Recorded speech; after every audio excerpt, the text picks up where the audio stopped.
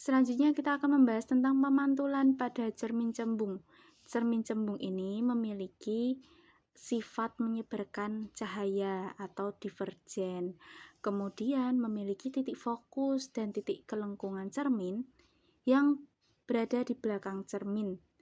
Nah, sebagai penanda, nilai fokus atau jarak fokus cermin cembung itu selalu negatif karena letaknya tadi di belakang cermin. Ada 3 sinar istimewa pada cermin cembung. Yang pertama, sinar datang sejajar dengan sumbu utama cermin akan dipantulkan seolah-olah berasal dari titik fokus. Titik fokusnya di belakang cermin. Jadi diperpanjang ini. Dari sini ini titik. Ini sinar pantulnya, kemudian jadi seolah-olah dipantulkan dari titik fokus pada belakang cermin cembung. Kemudian yang kedua, jika sinar datang menuju titik fokus cermin, maka dia akan dipantulkan sejajar dengan sumbu utama cermin. Kalau sinar itu datang melalui titik pusat kelengkungan, maka dipantulkan seolah-olah berasal dari titik pusat kelengkungan cermin. Sekarang kita akan melukis bayangan pada benda di ruang 1. Nih ya. Benda di ruang 1 pada di depan cermin cembung. Ini cerminnya. Ada 3 sinar istimewa tadi, boleh pakai 2. Sinar datang sejajar dengan sumbu utama, maka akan dipantulkan seolah-olah melalui titik fokus cermin. Titik fokusnya berada di belakang cermin. Maka seperti ini. Kemudian sinar datang melalui titik R atau titik kelengkungan cermin. Maka akan dipantulkan seolah-olah juga melalui titik R. Nah, di sini sudah ada perpotongan garisnya.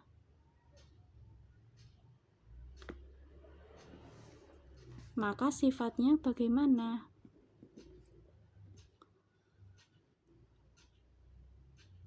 Maya, karena di belakang cermin, kemudian tegak, diperkecil.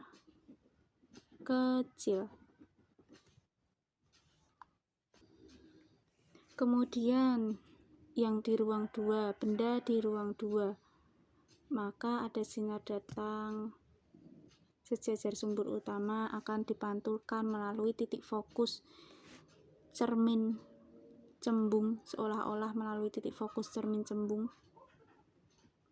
Diperpanjang sana. Kemudian ada sinar datang melalui R atau kelengkungan cermin sana, dipantulkan kembali seolah-olah melalui R.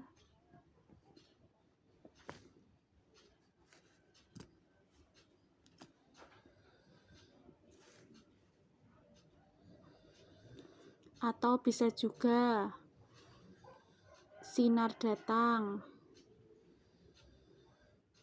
Ini sinar datang ke F.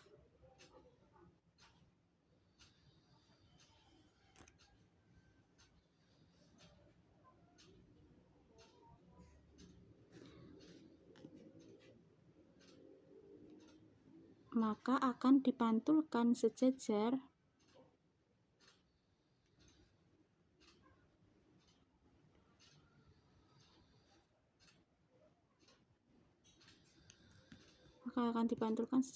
dengan cermin.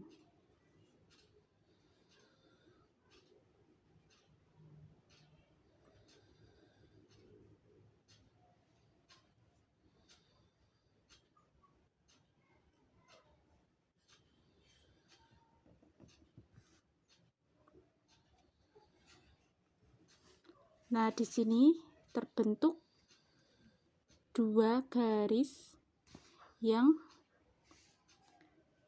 berpotongan. Jadi membentuk bayangan itu diperlukan dua garis berpotongan, dua sinar berpotongan. Jadi di sini sifatnya adalah maya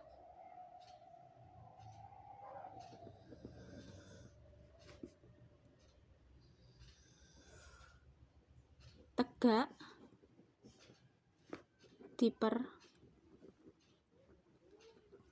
Jadi yang tadi sinar datang menuju ke titik fokus lalu dipantulkan sejajar, itu tidak digambar, tidak apa-apa, karena kita sudah menemukan dua sinar yang saling berpotongan.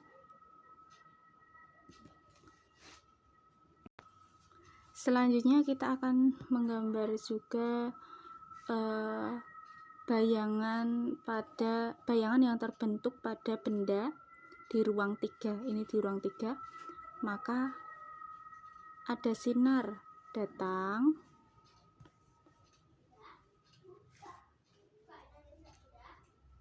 sejajar dengan sumbu utama cermin, maka akan dipantulkan seolah-olah melalui titik fokus cermin.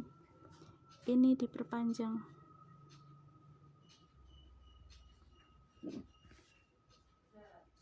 Kemudian ada bayangan, ada sinar datang melalui fokus cermin.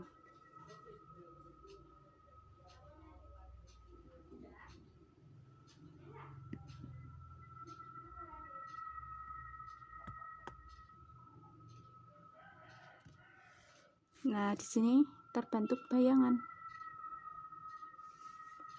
Sifatnya berarti maya tegak diperkecil. Kemudian selanjutnya, kalau berada di titik fokus cermin, titik fokus pada depan cermin, maka di sini ada sinar datang, kemudian ini dipantulkan seolah-olah melalui titik fokus cermin. Kemudian ada sinar datang lagi,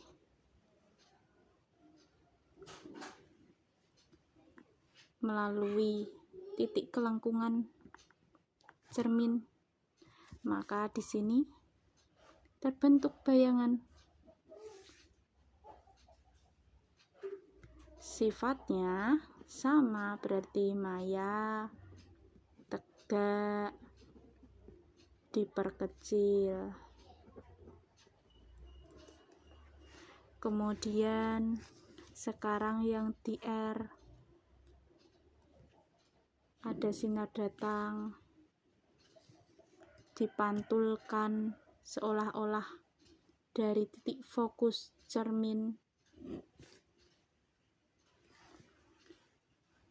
ada sinar yang melewati kelengkungan cermin,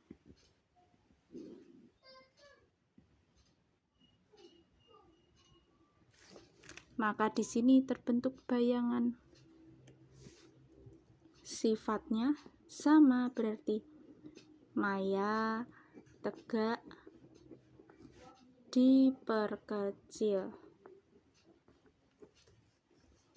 Jadi cermin cembung itu sifatnya sama semua, maya, tegak, diperkecil, maya, tegak, diperkecil.